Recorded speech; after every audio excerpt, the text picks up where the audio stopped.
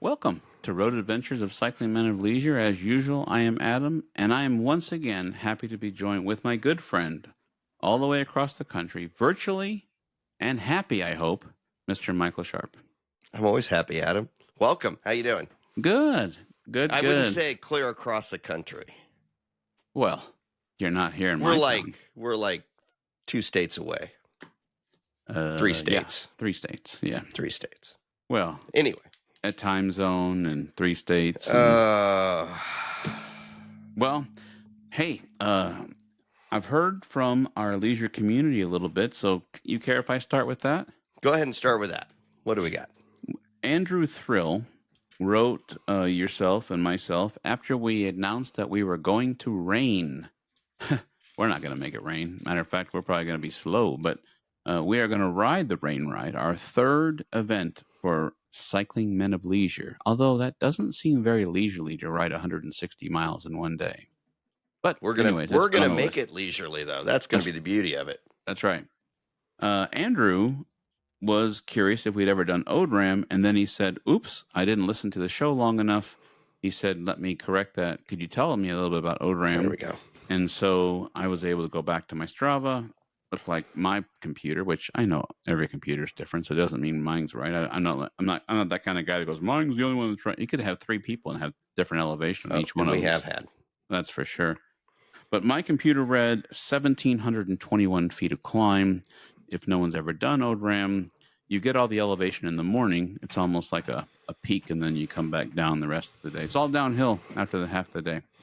But we were able to reach out to him. So, Andrew, if it's something you sign up for, myself and Michael and our friend Joe has done it 3 times. I mean, two times. I'm sorry. 2 times. Yep. And then our friend Aaron, the Speedy Sloth. Look at Speedy Sloth's cycling photos. He joined us and he killed it that day. Robert Engstrom wrote us about the Bragg jersey for this year. He asked if it was going to be the same as last year, and the answer is no. No, it's not. Exactly. Our first year that we had a team was like a maroon with pretty basic. And then last year we were able to get a designer who did an amazing job, and we are working behind the scenes to have another amazing jersey. So hopefully the team wraps up after. This show comes out after the team wraps up. Mm-hmm. That's okay. We'll have final numbers. So we'll have the final. That's right. But yes, to Robert and to all who are curious, it will be a different jersey. And with the men's team and the ladies' team, we will uniform them, make them alike, but different for ladies, different for men. So, and our friend Jim Russell, who we've ridden Bragg with many times. Oh yeah.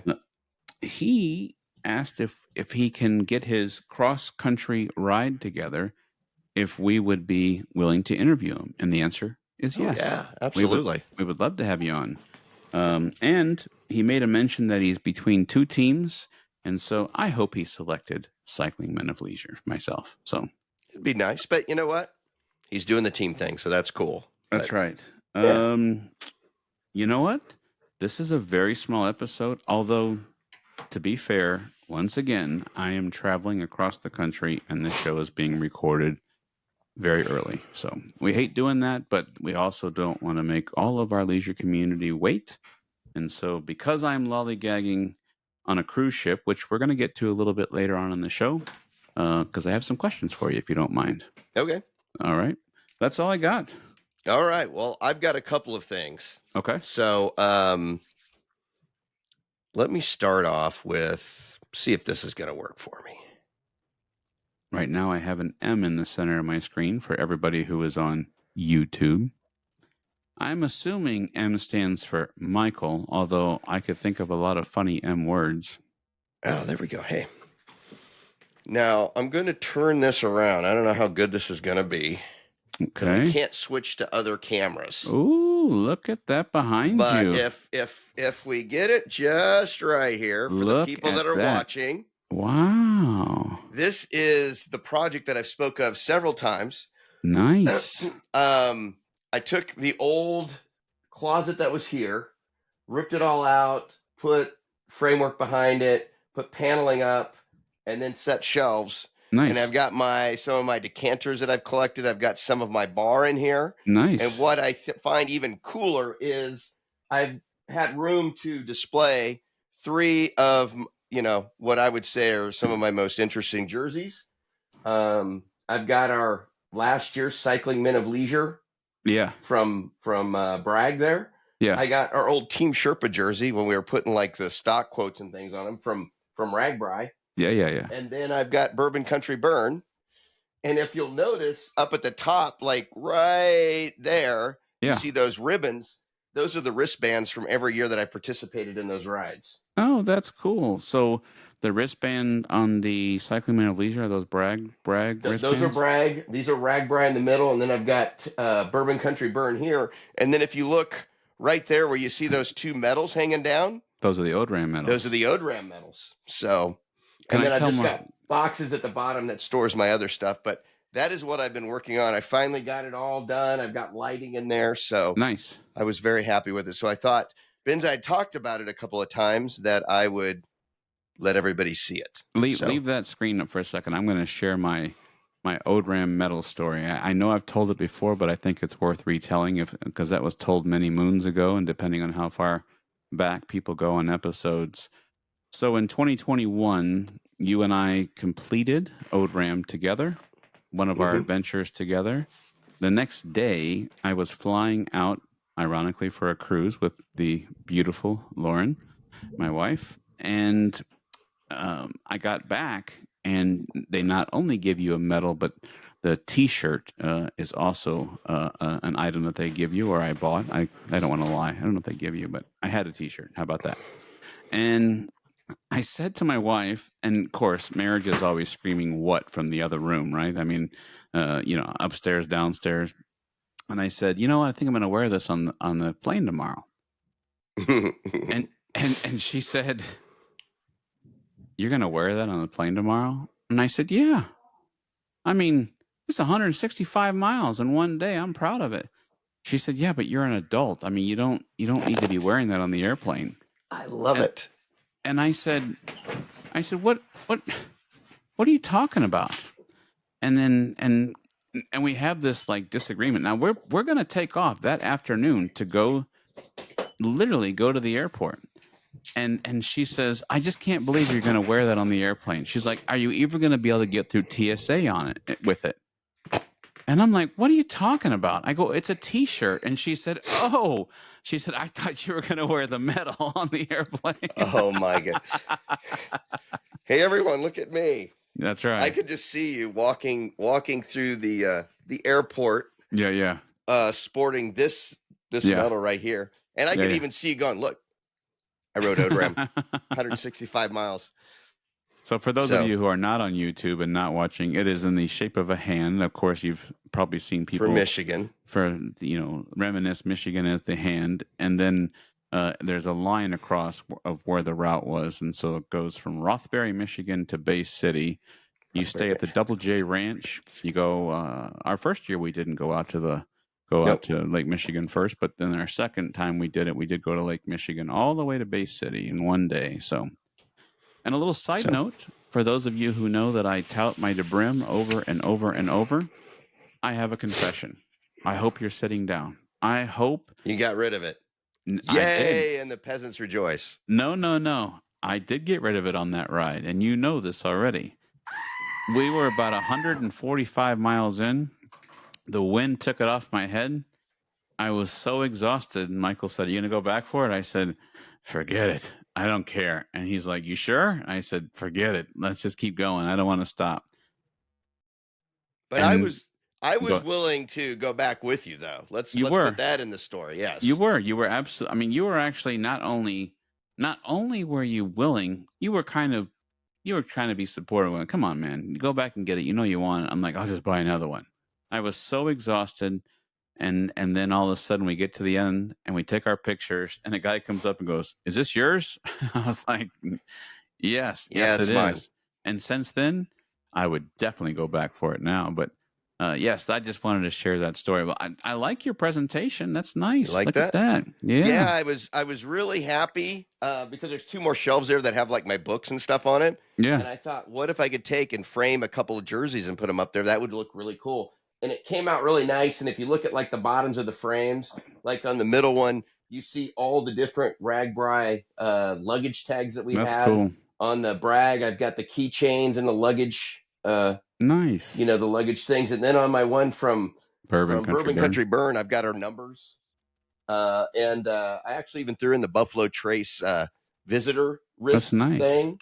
And so I thought, you know what, that would be a nice way to showcase that. So I was pretty excited when I finally got it done. I love it all except for the Nebraska Cornhuskers, but we're going to leave that alone. I mean, I know that's where you went to school, and I see the bottle of Yeah, Blanton's there. Right, dead there's a nuts in the center. I like that bottle of Blanton's and got several things up there. So that is the extension of my collection. bar. No, my bar in the other room. So No, no, no, no. It's a it's not a collection collection. because I will go up there and drink any of those. So Okay.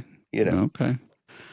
I like it, man. What are the wooden boxes below? Are those Those are just miscellaneous wooden boxes I have. There's an old military footlocker and an ammunition box, some old wine boxes, things like that. That I've just got some of my other collections that do not fit on my shelves over here.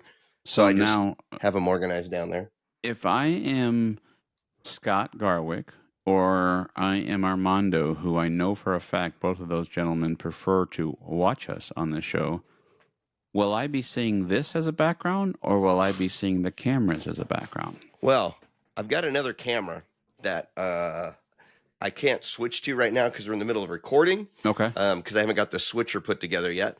But with that camera, you'll be able to see this and my camera collection over Gotcha. here, I think. So you'll get like some of this and my cameras in the background. So You that's mean my goal. you mean like this if I Yeah. switch here Yeah. Mm-hmm. or here? But see, I can't do that with what But I've I got going on gave right you now. as a genuine friend, as a genuine Michigander, I gave you a video switcher, and so that'll be we can get that set up for you. I just need to get it set up. So I'll help but- you. That's all right. so then I could, have that and have this. But with the one camera without the switcher, I'll be able to get the cameras in the background, the decanters, my bar, and my jerseys. So Then you can do this, or you can have two. Oh, there you go. oh, Yeah. God. We Like don't- they need two of me. No, So.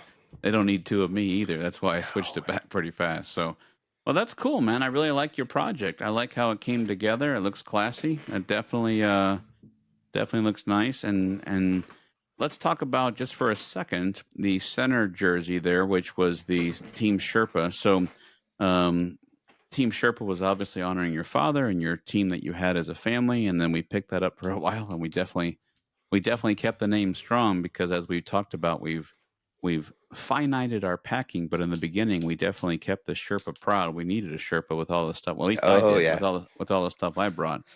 And you talked about the stock symbols, and because if no one knows, our friendship started that day that you helped me in 2016 at Ragbri when I didn't think I was going to make my journey Century. of my first century. Yep. You were just picking things to talk about, and you said, "What are you into?" or whatever, and just out of a random question, you said, "Are you into investing at all?" And I said, "Yeah," and that's pretty much what finished our ride. And so Talked since about then, that, for like the last 50 miles or something. that was pretty cool. And then, although hold on to your okay, never mind. This is different place, different show. But what we did is we were designing our own jerseys before we had some help designing it, and so we went to a company and we there's three stocks that we always talk about. Dollar General is a long time running joke, although yeah. We've already talked about that one on past shows. Yeah. Yeah. And then Starbucks is because I'm a Starbucks junkie. And then let's see. Oh, Casey's, which by the way, I would like to officially thank your wife. And I'm going to tell you why. We were on our way the first time I came to visit your family. We were on our way to a restaurant in Missouri. To be fair, you live in Kansas, but there was a restaurant across the border, and on the way there, she said, "I wonder if Casey's would be a good thing to invest in." Mm-hmm. And so just for blanks and giggles, oh, I got my button back. Just for and giggles, I started throwing some money. Let me just say, I need to thank your wife right here officially. It's been a phenomenal investment. So thank you, Chastity. I appreciate that. She occasionally gets lucky every once in a while, but I've got some too. It's done well for me, so I can't complain. No, I like it. I like your background. Nice job. Thank you. Well, with that being said, should we move into what everyone looks forward to and guesses? Let's do it. Listener spotlight. Are we ready? I'm ready. All right, here we go. The area was initially explored by a French Canadian trapper. It was founded in the mid 1850s. Okay. The area where the town is located had no permanent Native American settlers when the Europeans arrived. The first settlement was created by a religious group. Irrigation was the early settlers' first big job. So that ought to give you some hints. And remember that bus drivers are required to stop and open the door to check for trains. This town has something to do with that. Okay. Any guesses? I am intrigued. I had actually told you off the record that I thought it was something to do with New Mexico. I went back to my trainer and asked her because we have a video where the buses are, and yeah, I don't think they don't ever make a mention. I just think the background of the video images, I must have like one of those things where you remember something from something. I based upon how they shot the video and where they shot the video, that's where I got the New Mexico. So I don't think it's New Mexico. I don't have a guess. Okay, well, it's not New Mexico. It's close, very close. The listener spotlight community for this episode is South Jordan, Utah. Oh, okay. South Founded, Jordan. Yep, founded in the 1850s by a French Canadian trapper with the last name of Provost. The first settlement was created by a religious group, which was the Church of Jesus Christ of Latter-day Saints. Okay. Obviously, being in Utah, irrigation was their first major job that they had to work on before they could really have, any kind of farming or stuff there. And that bus driver requirement, as far as opening the door, that's because on December 1st of 1938, there was the worst bus crash in the U.S. history there. A train hit a bus, and it led to the federal law, which mandates that buses are required to stop and check. Yes, for sure. And I told you, I think it was not recording, that it's confusing for some of my drivers because we have multiple modes of transportation. We have minivans. We have what they call a transit van, which is like if you watched American Pickers, that size vehicle where they drove around and got that. Those don't have to stop, but it's definitely if it is designated as a bus. As the transportation expert on this show, yes, sir, must stop. Funny story about that, and then we will go back. So I had my grandfather when he was still alive. He made it to 1 week shy 99. So what a life! I was on the phone, and I used to drive the bus, but I had him in the car, and I was taking him to an appointment. And I got to the tracks, and just because of memory, I was in a minivan, and I stopped at the tracks, and he goes, "Waiting for a train?" I said, "No, you know what? I'm sorry. Just making sure one's not coming. That's all. Right. That's right." But well, listen, I really appreciate all of our listeners.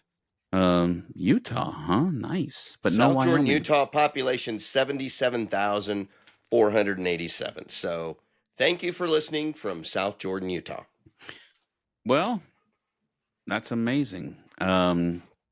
I did miss one, and I just realized it from our listener community. Keith and Melanie said that their son lives in Wyoming, and if he doesn't listen in May, Michael, they are going to visit him. Will I get my Wyoming listener? But Keith says that you're going to get in May.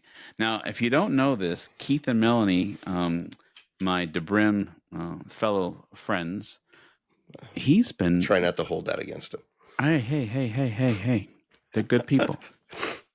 He is retrofitting a van as like a, van life or maybe a vacation van. He's putting cabinetry and beds and sinks, and they're retrofitting. So I think that might be one of their van trips out to Wyoming. So they're creating a Eurovan, so to speak. is Something is you that can like. That's what they kind of call it in Europe, a Eurovan. I mean, it's got like you live in it. It's gotcha? got places to sleep, and it's got a small little kitchen area in there and things like that. And yeah, And the bikes are on there, so I think they're looking to travel with it. So, but in May, which is about 2 months away, you're gonna get your Wyoming oh, listeners. finally. That Wyoming has just vexed me. It's like, come on, somebody in Wyoming rides bikes. You want to listen, but oh well, we'll get there sometime. But I appreciate that. So you're driving the show today, buddy. You said you had some things. I do. There's a couple things I wanted to talk about. I wanted to bring up. I know our community has heard us talk several times that we've spent a week or two in Florida this year. Mm-hmm. Golfing, me working, you golfing, us both golfing, us eating, and us having some drinks. And I thought it might be interesting. We came across some very interesting drinks. We did. And I thought we'd talk a little bit about that. I'm in. Lots of flames were involved in some of these drinks, so that was kind of cool. So the first one on my list I thought we'd talk about is your burnt orange. Yes. From I think it was called Blue Zoo. Todd English's Blue Zoo. Okay. And that's in the Swan and I think it was in the Dolphin Resort, but could have been in the Swan Resort. I could look Dolphin. it up. Well, they're both together there, but yeah, Swans in front, Dolphins in the back. But it's in the like the first floor of that. Neither of us had ever eaten there before, but they had a drink called a burnt orange that you partook in. It was a tequila based drink, and it was what intrigued me is it said it comes to you on fire, and I was like, well, I mean, what could go wrong with setting something on fire? I'm all in, baby. Carting it through a dining room. Hey, why not? And definitely came to the table on fire. I think it was a candied orange with a little liqueur on top. That's why they were able to set it on fire. What it had is it had silver tequila infused with oranges, and they had combined that with guava, Grand Marnier, orange juice, and then they topped it with that flaming orange. Okay. So it comes to you, and they set it in front of you, and this orange is like producing flame. And at first, I thought that the flame was just going to be like the get you marketing to get you to buy it. But I will tell you that after the flame went out, it actually helped add a very distinct flavor to the cocktail. And so, not only was it neat to have something come to your table on fire, that's always fun, but it gave it a distinct flavor. And so it was a very enjoyable cocktail. Oh, cool. No, it looked very fun. I'm glad that the flaming orange actually added something to it and wasn't just for presentation purposes. That's kind of neat as well. The food was very good there, so I was very happy. And that I gotta say, he came around, which I'm surprised you didn't hop in with this story, but he came around and was like, "Would you guys like dessert?" And he gave us, and I said, "Sure, let's see what you got." And none of it looked very good. But a little girl behind us had been had this big old thing of ice cream. And I was like, "Do you have any ice cream?" And it's like, "Yeah, we've got some ice cream on the kids menu." And I was like, "Bring me that." Well, what I didn't realize, it wasn't just like a bowl of ice cream. It had like an ice cream cone stuck in, and it like looked like, I don't know, a unicorn or something. And it had all these like when you busted into the cone, there was all this candy that flooded out. I just wanted the ice cream, but I wound up buying the dessert off the kids menu, and it was quite humorous when it came to my table. You had a dessert and a piñata all mixed in one. It it was it was interesting. And there was a family with two kids sitting next to me, and both those kids were like looking at me, and I think the parents were kind of like, what's wrong with this guy? But the other desserts, none of them looked that good, and I was feeling like ice cream, so I got ice cream. I was hoping that they would think that you were special and we'd get a discount, but we didn't. So. Not special in any kind of way that matters, let me tell you. No. Okay. So we had that one. The other one that was really cool, I thought, was from the Delilah Lounge, which we've both eaten at. It's right next to the, what is it, Topolino's? No, Yeah. Toledo. The Toledo right next bar. to Toledo, which is at the top restaurant at the top of the Coronado Springs Tower. There you go. At Disney World. And there's a lounge right outside, and we were waiting for our table. And so they give you a list. It's really quite cool. And you get to choose your whiskey, your simple syrup, and your bitter. And they've got, from like the whiskeys, you get Elijah Craig and Bullet or Buffalo Trace or Jim Beam Black, things like that, Maker's Mark. And then you get to choose your simple syrups, which is anything from just like regular simple syrup, the classic, to maple, orange, saffron, blueberry, or vanilla. And then you even get to go far enough to get your bitters. Well, you can't go wrong with bitters. The interesting thing about that is Armando was with us. Armando came out to join us that night, and he was participating in Dry January. And so I normally wouldn't sell him out, but I kept making jokes. I'm like, well, what about dry vermouth? What about a dry wine? What about? And he stood strong, and so he did not participate in the create your own old fashioned. Now I am disappointed in my selection. Not that it wasn't good. I chose the orange saffron. I was on a kick of like orange bitter drinks, and so cocktails that you would use orange bitters in. And so I was like, oh man, that's amazing. Really? I'm gonna get the orange bitters, and then I think the simple syrup there was an orange simple syrup, and so I got both of those. And to be honest, it was just my choosing. It's my own fault, but it was too sweet. It wasn't like an old fashioned. It was more like I don't know, like an orange juice, loaded orange juice is what the best way I can say it. So I would definitely do it different. But the fact that you could choose your own was pretty cool. Yeah, I think my simple syrup was the blueberry, and I chose the Mexican chocolate on my bitters because they had like regular bitters, orange bitters, smoked chili, which would have been interesting, Mexican chocolate, and apple blossom. So mine was interesting because I kind of had that blueberry, and then I had the chocolatey flavor. So yeah, it was a good drink.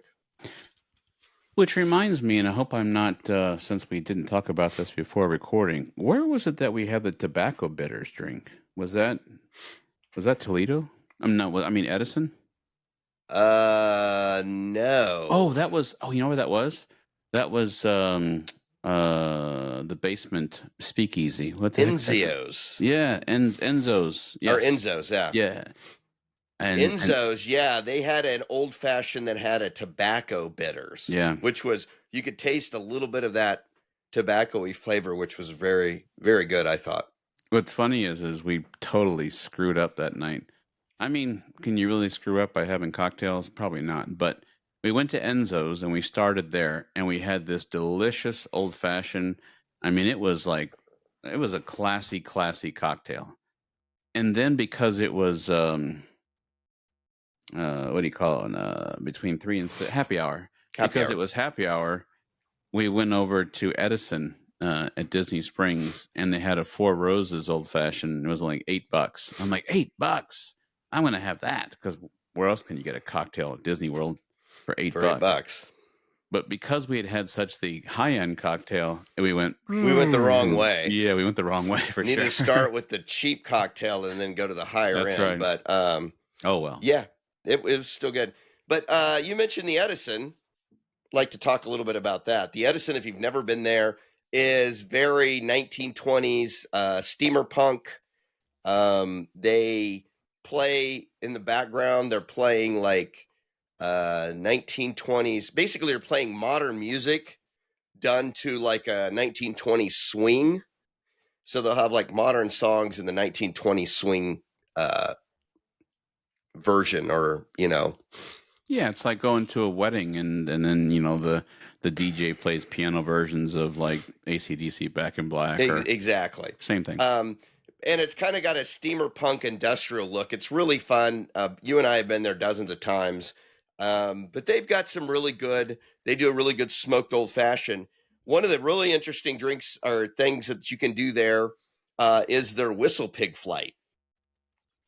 You can do a flight of whistle pig, which has the 6, the 10, and the 12 year on there. So that's kind of interesting. But what I really like, and I didn't know it until this time around because we saw a guy and we asked him about it, is they have a secret drink program. And it's called High Rollers Cocktails. And these cocktails are in the book, but they're always in the back, and I never had gotten to that. They're expensive, but every single one that you get a coin. Oh God, And it here we says you're go. a high.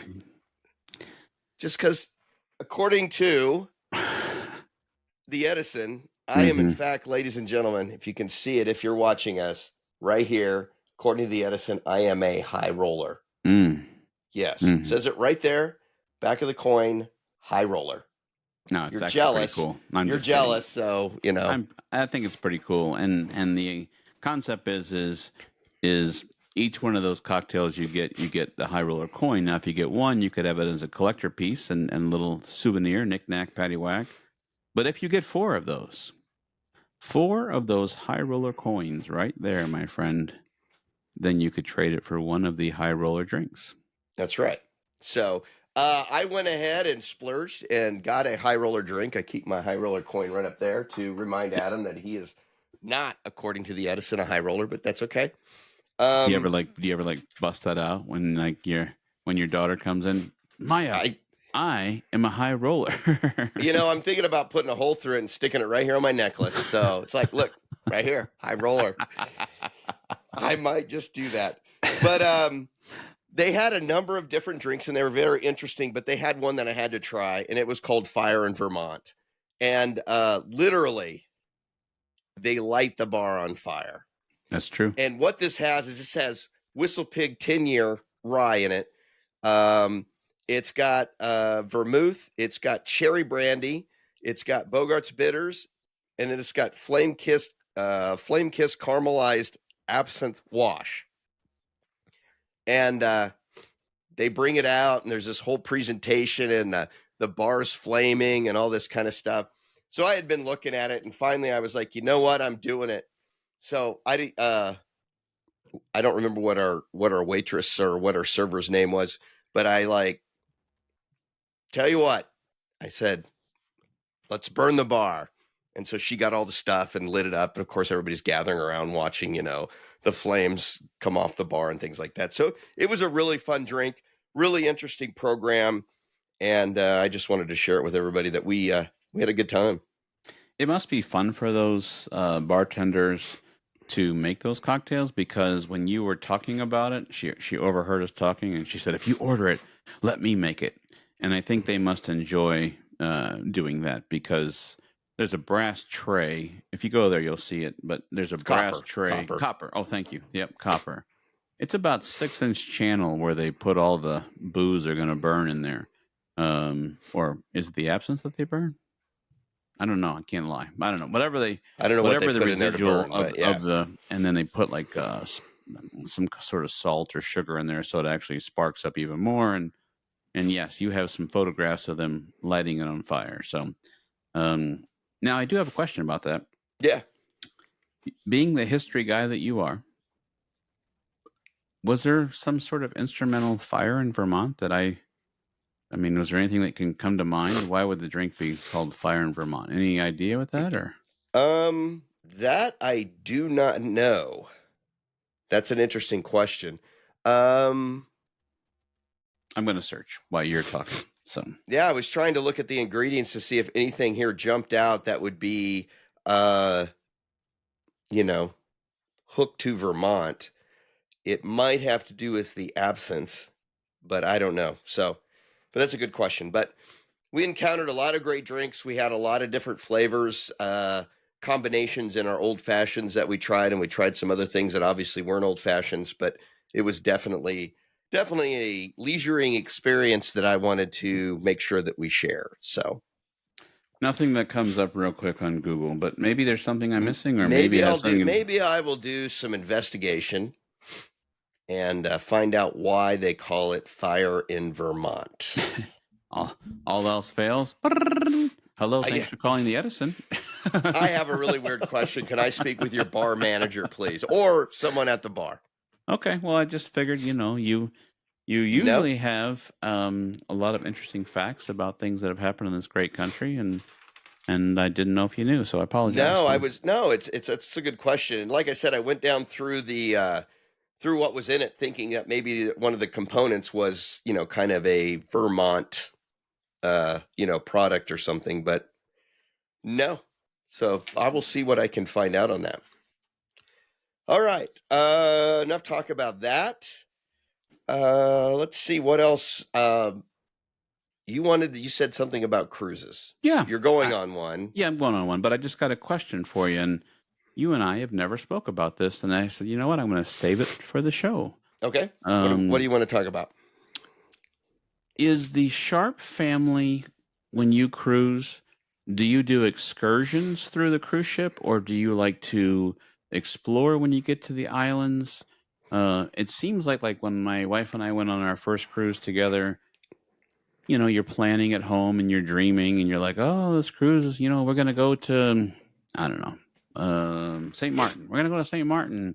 Oh, let's go out to where the planes land right near the beach. And then you could, get on a bus and take the excursion. And it got me thinking because my wife and I are getting ready for ours and we're going with my golf partner of 22 years and good friend. And so the four of us are going. It got me thinking, do you guys do excursions? We do excursions Gotcha. because I mean you basically have three choices. For those of you that don't cruise, you can do an excursion that's sponsored by the cruise ship, which they generally have a dozen or more different things you can do, and it's sponsored by the cruise ship or it's done through the cruise ship. So it's very organized. When you get off the cruise ship, they'll tell you exactly where to go, and then people come and meet you, and you can do an excursion on your own. You can just, do an internet search, say, oh, that looks like fun. The cruise ship isn't offering something like that, and do it that way, which means that you have to do a lot of the legwork. You have to go through the company, do your reservations, and then when you get there, you have to get to the company or wherever they're doing the excursion from and things like that. Or the third option is you just stay on the boat. And I've always had a problem. It's like I'm not the type of person that I just want to stay on the boat. I mean, we can get off, we can see something I've never seen before. I want to go explore. But I know a lot of people who have maybe been to, Martinique or Cozumel or whatever dozens of times are like, you know what? Let everybody else get off the boat. And we're going to go hang out down at the pool because there's going to be like nobody there. We can sit right at the bar. We can get great things like that. So there is some advantages to not doing an excursion and let everybody else go out, do their shopping, do their excursion, and you get a lot of the boat to yourself or to a very small group of people. Um, Sharp Family has always done excursions. We do excursions through the boat, and we've got some younger people with us. So it's one of those things where if you do the excursion through the boat, generally you just get off the boat and there's somebody there to meet you and say, hey, everybody, we're doing this excursion. Come over here. They load you into a mini bus, and then they take you to wherever you're going to do the excursion. So it makes it very simple from the dad point of view and me when I'm looking out for, Yeah. three other people, and we've done it with her family before, where there was even more. It's just easier because it's like, okay, we're right Yeah. here. Let's just follow. The other advantage to doing the excursions through the ship is if, say, you go and you're delayed some reason, Yeah. there's a big traffic jam or something like that, and you're through the ship will make arrangements to wait for you because it's their excursion.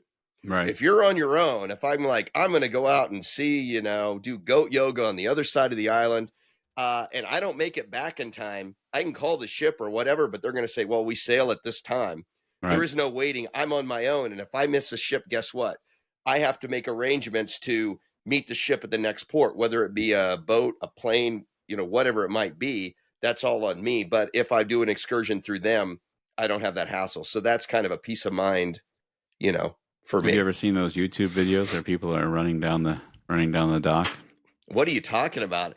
I typically, when we do cruises, we get ones that have balconies, So we and can I watch love people. it. So we're the people out there on the balcony, sitting there like Come screaming at on, them, go, "Come on, you go. can make it!" You can make it. And they're like, chugging along with bags of whatever they've bought and all this kind of stuff, and they're hustling along because this fear is going through them. It's like, oh my god, my boat's right there. They could close that door at any time, Right. and there's just everybody's lined out on the balconies yelling at for them and tell them you can make it, and you kind of feel like you're at the Olympics or something, Olympic tryouts. Come on, you can do it.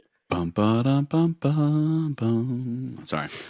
Yeah, I was just curious what you do. I mean, you and I have never talked about that before. So since we are encompassing all things leisure, I figured I would save it for the show. So So what do you do?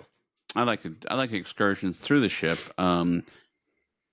On this particular boat, the first 3 days are days at seas. We're going to take out of Fort Lauderdale, and then we're going to go to St. Kitts is our first island, and then by the time I get to St. Kitts, I'm going to be happy to get off that boat. But I know what you're talking about. Some people were like, you know what? We're not getting off the boat. We've been to St. Kitts 14 times in the last 18 cruises or whatever. And then they're going to be like, well, when you're all off the boat, then we can get the flow rider to ourselves and we can get the rock climbing wall and not have to wait. Exactly. I know what you're talking about. But by the time I get there, I mean, it's not like every day I'm going to St. Kitts. I mean, uh, like today I went hiking in the snow. So the idea is if I can be somewhere in the Caribbean and now they do have certain recommendations where you shouldn't stay too far off, like Cozumel. You mentioned Cozumel.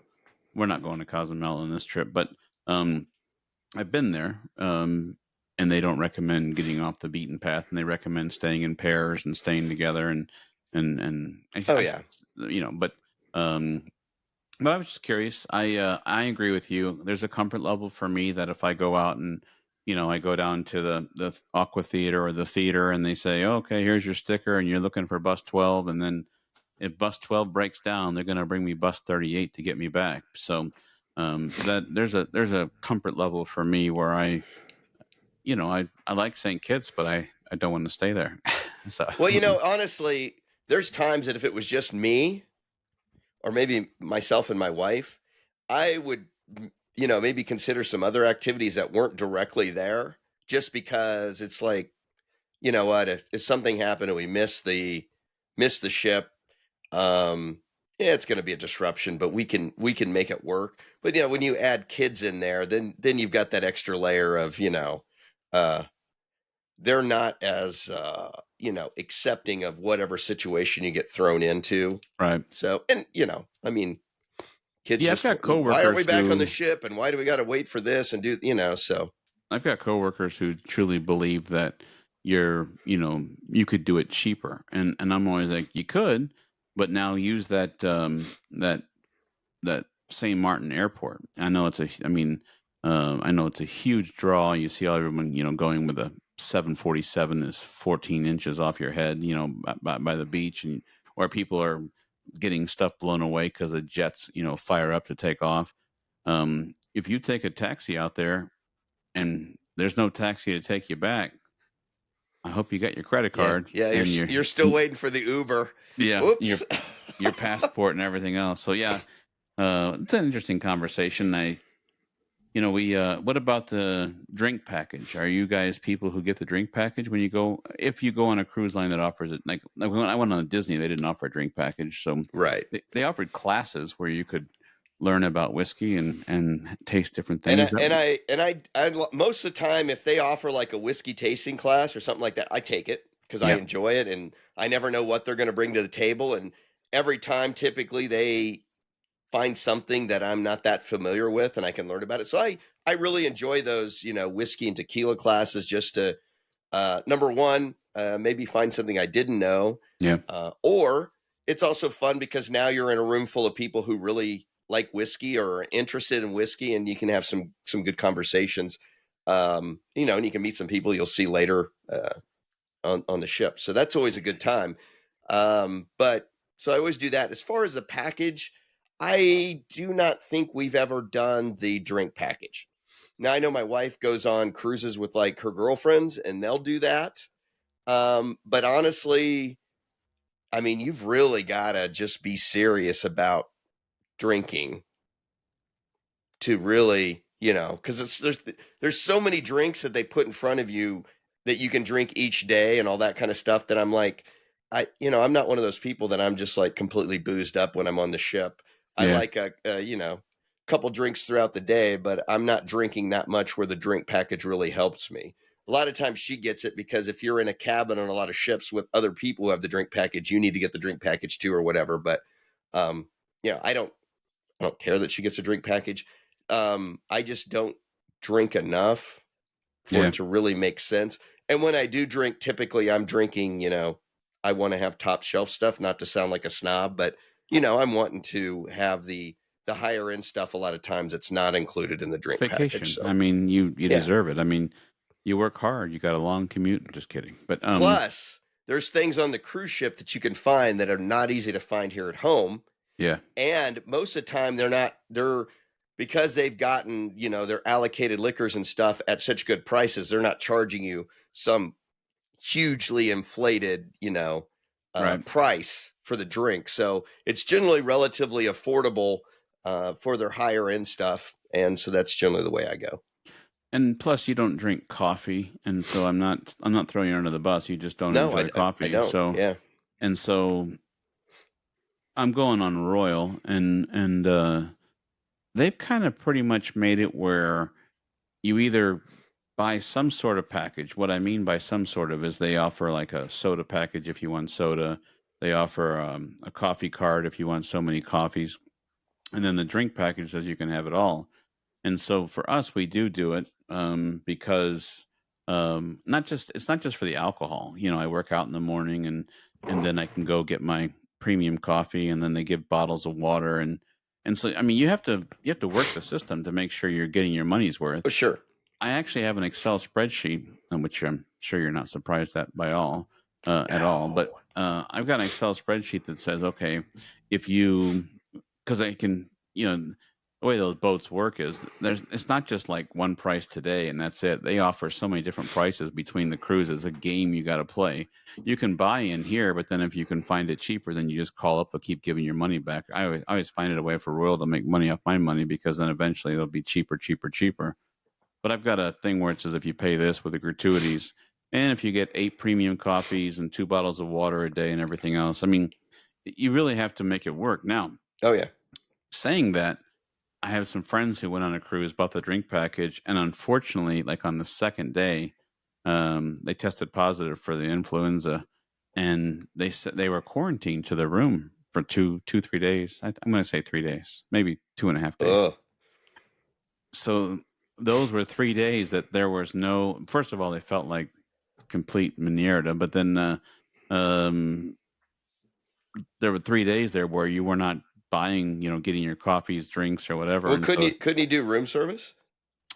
could have done room service, yeah, but I don't think he even felt like drinking. He Oh, was okay. completely down and out. But um, It's always a gamble, yeah, and I do think on some of our cruises, I know like Disney, you get like the free ice cream and you get free yeah, soda and things, but I think on the other cruises that we've went on, I think we may have gotten like the soda package. yeah, But as far as the liquor, no. Although I will say, cruises are great, especially with kids, because then it's like one of those things. It's like if Chas and I want to go out and do something later in the evening, the kids can easily stay in the cabin by themselves, and you've got Right. TV and they've got their electronics and all this kind of stuff. And the first time we went, we said, hey, you know what? If you guys get hungry, you guys can call room service because room service, Included. exactly. And they were like, I really? imagine as a How does parent, that? it's a godsend. Oh yeah, it's like, well, how does that work? And we explained, well, you call this number and you can, here's the menu. You can order whatever you want to. They'll Right. bring it to your thing. We left them some, some cash. So it's like you tip them, and we explained how the tipping thing worked. And oh my God, they thought that was the coolest thing ever. It's like I could just pick up the phone and food shows up at my door 10 minutes later. This is awesome. So the kids, a couple nights did not mind hanging out because they could get their ice cream or their Yeah. hamburgers or whatever snacks they wanted. And then I do have to say, my son Max, whom you're very familiar with, loves hamburgers. That's his thing. And we went and they had Guy Fiero's like hamburger place. Oh yeah. And they ask it, when you're going through, do you want a single burger or double burger? And of course, it's all included in what you've already paid. Right. And he's like, really? They're gonna and the first time he's like, "Can I get a double burger?" And it's like, "Well, yeah." My only rule is if you're gonna take it, eat it. Right. So yeah, if you want a double burger, get a double burger. Oh my God, he thought that was the greatest thing. And so by the end of the week, he was like eating, 3 burger hamburgers, and so he Hey, just thought that was the greatest Atkins thing. diet. Just don't eat the That's right. buns. Just eat young, he can get away with that. But I was yeah, just curious. I figured I would since we are recording a little bit early, and the whole purpose is, I started thinking about it, like, I've never talked to Michael about that. So yeah. One thing I did want to bring up, yes, we've sir. got an exciting interview coming up. We do. We do. It's Shane Cusick from Bike Virginia. Um, I don't want to give a lot of it away. We have already recorded it. It'll be our next show. All I want to say is Shane did a great job. The information that he passed on about he builds bikes for children, and he talked about Bike Virginia and the direction, and that's really all I want to say. I just wanted to tease that. So Yeah, it's a good interview. He was a really good interviewee. We talked about his bike company. We talked about what Cycling Virginia is doing because they're making some changes to kind of address the changes that are going on in the industry. And it was a really good one. Now it is a little long, I will say that, but mm, I also have to remind people that Adam and I like to be as organic as possible, and when interviews go, we just like to go with it. And we also don't like to edit out a bunch of stuff. mm-mm. And I know a lot of shows will like edit it because we want the interview to be 20 minutes. So we'll edit out a bunch of stuff. We just like to keep it flowing. Yeah, Some people don't like that, but we've got a lot of feedback from people that just says, we really like it because you guys are kind of honest and you're transparent and you're just very organic. And, what you see is what you get. So it is going to be a longer episode, but it's got some really interesting components to it. So, full transparency. I watched the interview so I could look at it again, and I thought before watching it, I thought, well, maybe there might be a segment, since it is long, that maybe I could maybe omit or cut down or something. And honestly, I don't think it's worth cutting it down. I think it's worth for our community to hear the whole thing. And there's the way the direction of the interview goes. So I'm excited about it. So yeah, we had Jimmy and Dave on from Padre Cycling In, and then we didn't um, edit any of that either. So, no, no. And so now Shane, will be next, and the direction and those guys are going. In full transparency, I had to thank Franklin for that because Franklin yep, Johnson told me to reach out to him and thought it would be a good interview. So Franklin, thank you so much. And so Franklin, next episode, 2 weeks, buddy, 2 weeks because of you. So I'm glad you mentioned that. Thank you so much. yep. And I think that's probably all I've had. So, I think that's it. I mean, I'm going to give obviously our guests and our leisure community want the next listener spotlight. all right. Well, I've got a good one. Okay. Okay. This community was named for a Confederate general. The railroad laid this city out in the late 1800s, but it was not incorporated until the early 1900s. The railroad was built through the area in the 1880s and really helped spur on the development of the community. The first industry was lumber up until World War II, and then really beginning somewhere at the middle of World War II, cotton became the major source of industry in the area. Hmm. Um, I almost said St. Louis, but once you mentioned cotton, not St. Louis. yeah, Not St. Louis. probably not St. Louis. In the 21st century, this town was devastated by a tornado. Hmm. Heavily devastated. We're not talking just touchdown, we're talking major devastation. My final clue will be that this town was affected by a major earthquake in 1911. Major earthquake in 1911. Hmm. And if you understand major earthquakes in that year around that time frame, that will certainly limit your area. Hmm. The final thing I'll say is that this is not the smallest community we have highlighted, but it is awful close. Hmm. Hmm. Hmm. Hmm. Okay. Well, So, all right. I was just trying to think real quick. A small community. Because I get the same data as you.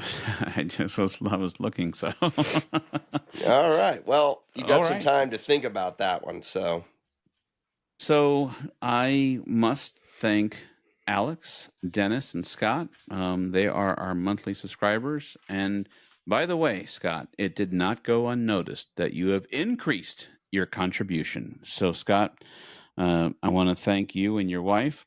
I thank have you. tried this whole interview not to tell Michael that not one person has said called out sick. Everyone has written me and said that it's Oh, called in sick. I have Um, done some research now, and both are grammatically correct or no. correct according to the English language. What But I've I want also to. found out, it tends to be a regional thing. Okay, that makes sense. That makes sense because if it's one area with if somebody you know does it for for their Calling employee out tends to be in the Northeast. northeast. Yes, the Okay, Northeast, Vermont, Maine, New York, those type of areas. which makes sense because you spent some time in that area, so that makes logical sense that you would say that from having that. And by the way, to anyone listening, it wasn't an argument. We literally were just having a discussion. And I was talking about the law, which did pass, by the way, and uh, they worked until like 5 in the morning, and then the governor signed it on February 21st. So it was going to be controversial. They were going to push it back, and then so now if you live in the state of Michigan, every 30 hours you work, you get 1 hour sick time. Unless you have 10 employees or less, and then there's a little bit of a difference. But um, so I think that they have to provide 40 hours to their employees at that time. But if you have 10 or I guess 11 more employees, then it's every 30 hours worked, no matter if you're temporary, part time, whatever you get. But they also adjusted the wage for waiters and waitresses, where in the state of Michigan, it used to be like $2.75 an hour, and you worked off of tips. And so they've increased that wage. And then I think there's a mixed reaction. Now, to be honest, I was never a waiter. Um, I wasn't a waitress either, but no, I'm just They kidding. they But call them servers now, but that's okay. servers, okay. Servers. I was never a server. Um, but I think there's a mixed reaction because now what people are concerned about is the general public will think, hey, these guys are making more money. I don't have to tip them as much. And so I think there's a Mm. mixed reaction of whether people like this law or not. But when you and I were discussing the law, it wasn't an argument. I just said call it. I mean, I said as management. I never call in sick anyway. And you said, you mean call out sick? And I was like, I mean, yeah, I say call, and that's how it started. So it wasn't an argument, but No. The good news is if you're in Michigan or any other state, you can call out sick. That's all I'm saying. You can call out sick. You don't have to call in sick. You can call out sick. is it like calling out like I'm calling out sick? I was like, I'm going to call it. And I'm just I'm kidding. calling, comma, out sick. Thank you very much. Goodbye. Well, if you pay attention to our social, and I know you do, unfortunately on that one you haven't won. But Well, you did know you what? see? These are probably the same people who wear DeBrims and eat ketchup or don't eat ketchup on their hot dogs. Wow. Okay, now you jumped me because I insulted some of our listeners in Ohio. You literally just took a core basis of our. No, there's nothing wrong with them. I'm just saying there's this group of people who probably fit within that. To be fair, for all of the Ohio listeners, it's a rivalry. It's a joke. But I want to thank Scott and Sue not only for his increased contribution, but I really appreciate the camaraderie and the funny pictures in Strava about they're riding in Georgia and they stopped at a hot dog stand and Scott threw his wife under the bus and said, "Look what she put on her hot dog." And so it was she definitely had a he took some pictures and her hot dog is loaded with ketchup and you said to him, well, if you want a salad on your hot dog. No, I just there's the thing, you know. It's I'm right. I'm sorry you're not. I don't hold it against here you or guys, here guys, anything, here guys. but I'm so happy to have my toys back. So listen. So I'm gonna call out sick tomorrow. I'm gonna eat ketchup on my hot dog, and I'm not wearing a DeBrim. How about What's that? your boss's name? I'm just kidding. Listen, I appreciate the jokes and the humor and the banter. I appreciate all of you who are not only watching but listening and taking the time to write us. And if you have any questions about anything, let us know. Until next time, again, here in Michigan, I can tell you what it wasn't today. A great day to ride a bicycle. That's true, but it was somewhere. So, and we promised each other that we were going to remind our listeners something, and we failed on the last show. What? Ladies and gentlemen, on behalf of Michael and myself, we have some advice for you. It is always good to travel with an extra derailleur hanger. Always. So please do. We always find people that are searching for them and can never find them. And if you're confused about that, the derailleur hanger is on the back of the bicycle and holds your rear gear set. And if the bicycle falls over and that little piece of metal that's, about 1.5 inches with a special hook on it that holds your derailleur, which, if you're not familiar on your bicycle, that's helped the shift in the back from the little gear to the big gear in the back. You can find all kinds of parts, but Michael can tell you himself because he tried to get his own. He has it now, but tell him how hard. Yeah, every bike company has a different style, and a lot of models within the same one have different styles and arrangements of this derailleur. I went to my local bicycle shop and had a very difficult time finding it, and finally my bicycle shop sent me online to find it. Yeah. And this is a major bicycle. Well, I won't get into names or anything, but it's a major bicycle. It's not Trek. You're right. It's not Trek, but it's a major bicycle company, and they do servicing and all that. They weren't even able to get me one. So, needless to say, we've both seen it. Adam, you're out on a ride, and that breaks. And we have seen more than once people like hitting, even in like Ragbri, hitting all of the mechanics. And none of the mechanics had one that would fit their bike. And they're sending out message saying, does anybody have one that will fit this? And that kind of thing. So for, $25, $30, I say get one.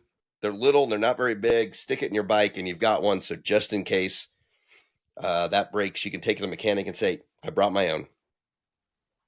And I will leave with this. In Ragbri 2024, you and I stayed home. We did not go to Ragbri that year because we did Shoreline. Mm-hmm. We were watching the social media from Ragbri as they took off, and that woman, literally, you and I had just done a show the day before about traveling with your bicycle, And we said if she would just listen to our show, because she was desperate to find a derailleur. She said, "Please, I don't want my ride to end. Does anyone have one?" I'm like, "Well, if you would have just listened to us." So, but Yes. yes. So before you're doing any major trip, before any traveling, before any big ride, go to your local bike shop, support local, and find yourself an extra derailleur hanger. On that note, sir, it's always wonderful to be with you. Thank you. Appreciate it. Have a good day. You too.